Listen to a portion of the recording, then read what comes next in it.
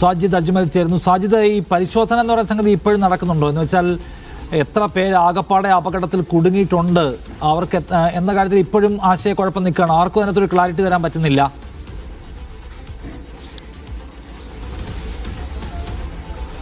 നിഷാദ്, തീർച്ചയായും. കാരണം അത്ര വലിയൊരു വെടിക്കെട്ടാണ്. ആളുകളുടെ ഈ ശരീരഭാഗങ്ങളിൽ ഛിന്ന ഭിന്നമായ അവസ്ഥയാണ്. ആശുപത്രിയിലുള്ള ആളുകളുടെ പോലും നേരത്തെ രാധാകൃഷ്ണൻ എംപിയും AC മൊയ്തീനും ഉൾപ്പെടെയുള്ള ആളുകൾ പറഞ്ഞത് ആരാണ് എന്ന് തിരിച്ചറിയുക പ്രയാസകരമായ രീതിയിലാണ് പലരുടെയും ശരീരഭാഗങ്ങൾ ഉള്ളത്. അത് ഈ ശരീരഭാഗങ്ങൾ ഒരു വ്യക്തിയുടെ തന്നെ ആണോ എന്നുള്ള അതെല്ലാം തന്നെ ഈ പ്രയാസം നേരിടുന്നുണ്ട്. അതുകൊണ്ട് ഈ പോസ്റ്റ്മോർട്ടം ഉൾപ്പെടെയുള്ള കാര്യങ്ങൾ അതുകൂടി ഒരു ക്ലാരിറ്റി വരുത്തിയ ശേഷമായിരിക്കും ഉണ്ടാവുക. ഇപ്പോഴും ഇവിടെ തിരച്ചിൽ തുടർന്നു കൊണ്ടിരിക്കുകയാണ്. കാരണം ഫയർഫോഴ്സ് സംഘത്തിന് അടക്കം പൂർണ്ണമായി അതിന് അകത്തേക്ക് കയറാൻ കഴിഞ്ഞത് അവിടെയാണ്. ഇതിന് തുടക്കം മുതലുണ്ടായിരുന്ന നമ്മുടെ തൃശ്ശൂർ റിപ്പോർട്ടർ നടരാജ് കൂടി ഉണ്ട്.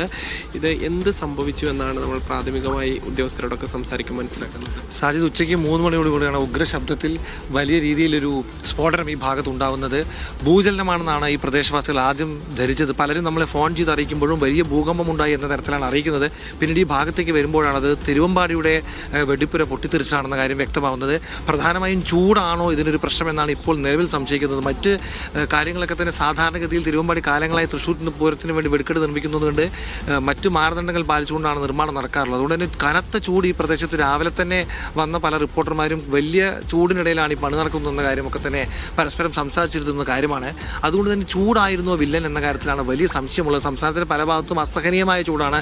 പാലക്കാട്, തൃശ്ശൂർ സ്ഥലം കൂടിയാണ്. അതുകൊണ്ട് ഈ ചൂട് ഒരു വില്ലനാവാനുള്ള സാധ്യത ഉണ്ട്, വലിയ സാധ്യതയുണ്ട്. ഈ തീയും വലിയ രീതിയിൽ ആളിപ്പടരാൻ എല്ലാ ഭാഗവും ചൂട് കൂടി കിടക്കുന്നതുകൊണ്ട് തന്നെ വലിയ രീതിയിലൊരു ചൂട് കാരണമായിരിക്കാനൊരു സാധ്യതയാണ് ഉദ്യോഗസ്ഥർ ഇപ്പോൾ ഉദ്ദേശിക്കുന്നത്. ഒരു തരത്തിലുള്ള പരിശോധനയും ഇതുവരെ സാധ്യമായിട്ടില്ല. അവർക്ക് അകത്ത് കടക്കാൻ പോലും കഴിഞ്ഞിട്ടില്ല എന്നുള്ളതാണ് ഏറ്റവും പ്രധാനപ്പെട്ട കാര്യം. അതായത് പൂർണ്ണമായും തീ അണച്ച ശേഷം മാത്രമേ അകത്ത് കയറി പരിശോധന നടത്തുകയുള്ളൂ എന്നാണ് പറഞ്ഞത്. ഇപ്പോൾ ചില വളണ്ടിയർമാരും ചില ഉദ്യോഗസ്ഥരും അതിൻ്റെ അടുത്തേക്ക് പ്രവേശിച്ചിട്ടുണ്ടെങ്കിലും എത്രത്തോളം നമുക്ക് പൂർണ്ണമായും അതിനകത്ത് ആളുകൾ ഇനി കുടുങ്ങിക്കിടക്കുന്നുണ്ടോ, ആളുകൾ മരിച്ചു കിടക്കുന്നുണ്ടോ, ശരീരഭാഗങ്ങളുണ്ടോ, എന്താണ് സംഭവിച്ചതെന്നറിയാൻ ഇപ്പോൾ മാർഗമില്ലാത്ത സ്ഥിതിയാണ്. ഇരുട്ട് വീഴുകയാണ്. ഇനി 22 ലൈറ്റുകൾ ഇപ്പോൾ എത്തിച്ചിട്ടുണ്ടെന്നാണ് ജില്ലാ ഭരണകൂടം അറിയിച്ചിട്ടുള്ളത്. 22 ലൈറ്റുകൾ വെച്ചുകൊണ്ട് ഇനി രാത്രിയും പരിശോധന തുടരും. കൂടുതൽ മൃതദേഹങ്ങളുണ്ടോ എന്നുള്ള കാര്യത്തിലും സംശയമുണ്ട്. ആ സംശയവും നമ്മളെ ഏറെ ദുഃഖിപ്പിക്കുന്ന ഒന്നാണ്. എന്തായാലും അക്കാര്യത്തിലുള്ള പരിശോധനകളും വരും മണിക്കൂറുകൾ നടക്കും.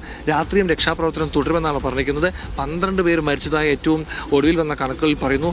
20ഓളം പേർ ഇപ്പോഴും മെഡിക്കൽ കോളേജ് ആശുപത്രിയിൽ ചികിത്സയിൽ. എന്തായാലും വളരെ ആശങ്കാപരമായ ഒരു സാഹചര്യത്തിലൂടെയാണ് ഇവിടെ കടന്നു പോകുന്നത്.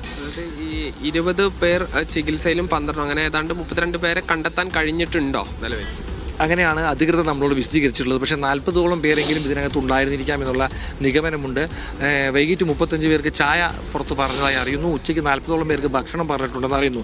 ഇതിൽ വിൽസൺ എന്ന വ്യക്തി അല്പസമയം മുമ്പ് പുറത്തെത്തി രക്ഷപ്പെടുകയും അദ്ദേഹത്തിൻ്റെ അനുഭവം പങ്കുവയ്ക്കുകയും ചെയ്തിരുന്നു. എങ്ങനെ നോക്കുമ്പോഴും 35 മുതൽ 40 വരെയുള്ള ആളുകൾ ഇതിനകത്ത് ഉണ്ടായിരുന്നു എന്ന് അനുമാനിക്കേണ്ടി വരും. അതല്ലാതെ തിരുവമ്പാടി ദേവസ്വത്തിൻ്റെ പ്രതിനിധികൾ ആരെങ്കിലും ഇവിടെ വന്നിരുന്നോ, മറ്റ് മാധ്യമപ്രവർത്തകരോ മറ്റാരെങ്കിലും ഇവിടെ വന്നിരുന്നോ തുടങ്ങിയ കാര്യങ്ങളൊക്കെ തന്നെ പരിശോധനയിലൂടെ തന്നെ കാര്യങ്ങൾ വ്യക്തമാവുകയുള്ളൂ. മരണസംഖ്യ കൂടുമോ എന്നുള്ള ആശങ്കയാണ് ഇപ്പോൾ അധികൃതർക്കുള്ളത്. പല സ്ഥലത്തു നിന്നും ശരീരഭാഗങ്ങളൊക്കെ തന്നെ കണ്ടെത്തുന്ന ദാരുണമായ കാഴ്ചകൾ നമ്മൾ ഉച്ചയ്ക്ക് ഇവിടെ എത്തിയപ്പോൾ മുതൽ കണ്ടതാണ്. അതുകൊണ്ട് തന്നെ അത്തരത്തിലാണ് കാര്യങ്ങൾ പോകുന്നത്. ശരീരഭാഗങ്ങളൊക്കെ കുറച്ച് ദൂരത്തേക്ക് തെറിച്ചു പോയി എന്നൊക്കെ പറയുന്നുണ്ടല്ലേ? അതെ, ഞാൻ നിൽക്കുന്ന ഈ പ്രദേശത്ത് ഉൾപ്പെടെയുള്ള സ്ഥലങ്ങളിൽ പല സ്ഥലത്ത് ശരീരഭാഗങ്ങൾ കണ്ടെത്തി പലതും സ്ട്രെച്ചറിലെടുത്ത് കൊണ്ടുപോകുന്ന സ്ഥിതിയുണ്ടായി. ഞങ്ങളിവിടെ വന്ന സമയത്ത് വലിയ രീതിയിൽ പടക്കങ്ങൾ ഉയർന്നു പൊട്ടുന്ന കാഴ്ച നമുക്ക് കാണാൻ കഴിഞ്ഞു. വലിയ രീതിയിൽ സാധാരണ പൂരത്തിന് കാണുന്ന പോലെ വർണ്ണങ്ങൾ പൊലിച്ചുകൊണ്ടാണ് അവ പൊട്ടിത്തെറിച്ചതെങ്കിലും